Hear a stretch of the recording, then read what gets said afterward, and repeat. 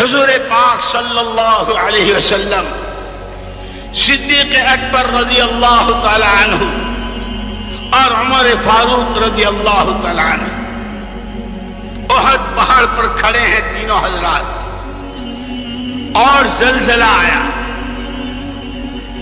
حضور نے کیا فرمایا؟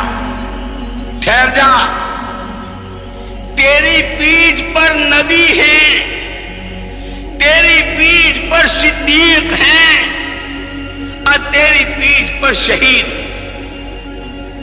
علیک نبی و صدیق و شہید، خبردار تھم جا، تیری پیٹھ پر نبی اور صدیق و شہید ہیں۔ یوں کہ زلزلہ رک گیا۔ میرے بھائیوں، دوستوں، عزیزوں اور بزرگوں، اب ہمارے درمیان سرکار ہیں، نہ صدیق اکبر ہیں نہ عمر فاروق، لیکن قربان جائیں کالی کملی والے کے، قربان جائیں کالی کملی والے کے، امت کو تنہا چھوڑ کر تشریف نہیں لے گئے ہیں، امت کو سڑک پہ چھوڑ کے نہیں گئے ہیں۔ جو کچھ آپ لائے تھے وہ سارا امت کے حوالے کر گئے ہیں۔ کیا مطلب ہے؟ آج اگر امت نبوت کی محنت کو اپنی محنت بناتی ہے، صدیق کی قربانیوں پر آتی ہے، عمر فاروق والے جذبات اور عمر فاروق والی وہ صفات کے ساتھ اگر امت اس محنت پر آتی ہے، آج بھی اللہ نے اس میں وہی تاثیر رکھی ہے کہ اللہ عالم کے حالات بدل دے۔ ایک جگہ کا زلزلہ نہیں اور ایک جگہ کا طوفان نہیں۔ ابھی اللہ میں معاف فرمائے، ہم دعوت کی طاقت کو جانتے ہیں، ابھی ہم نے دعوت کو سمجھا کہاں ہے؟ ہم نے حضور کی، حضور پاک صلی اللہ علیہ وسلم والی محنت کو ابھی ہم نے محنت نہیں بنایا ہے۔ ابھی تو اوراد و وظائف کے طور پر کسی کے رشتہ نہیں ہو رہا، جا بیٹا چلے میں چلا جا، اللہ تجھے بہت خوبصورت سی لڑکی دے گا۔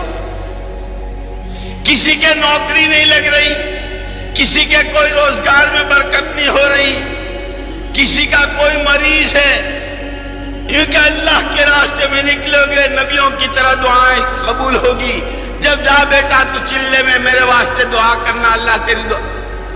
ابھی تو ماں کو، بہن کو، بیٹی کو، ملازمت کو، کارخانوں کو، روٹیوں کو، بوٹیوں کو، کوٹھیوں کو، اس کو رونے کو چلے اور 4 مہینے ہو رہے۔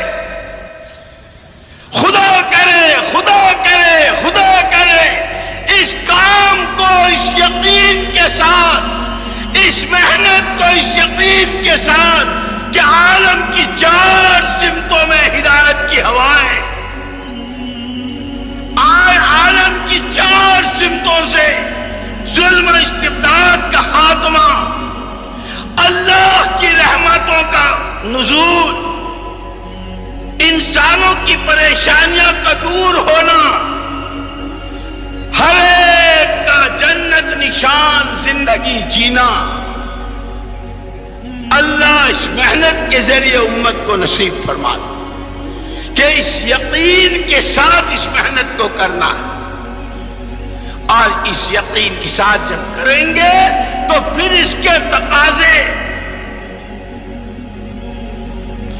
پھر اس کے تقاضے کیسے کہ ملکوں کے بھی، اندرون کے بھی، مقام کے بھی، اپنی مسجد محلے کے بھی، اپنے صوبے ضلع کے بھی، پیدل بھی اور سواری بھی، مردوں کے بھی عورتوں کے بھی، کیونکہ جب یہ معمولی چیز نہیں ہے، دن بھر کی محنت، گلی گلی کوچا کوچا اللہ کی بڑائی بولی جا رہی ہو، اللہ کی قدرت کے تذکرے ہو رہے ہوں، اللہ کی صفات جلالیہ، اللہ کی صفات جمالیہ، جنت اور دوزخ، عذاب اور ثواب،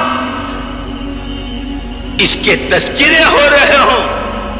گھر گھر کی ملاقاتوں میں کیا باپ اپنی اولاد پر پیار کرتا ہوگا؟ جو ہمارا ساتھی اپنے ایک بھائی کے دروازے پر پہنچ کر اسے اس محنت کو سمجھانے میں اسے پیار سے لے رہا.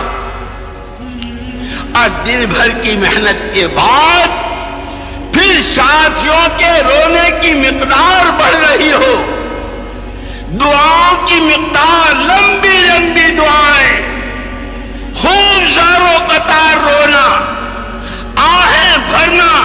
اے اللہ تیرے نبی کی امت ہے اور تیرے نبی نے اس امت کے لیے اپنا سب کچھ لگایا تھا،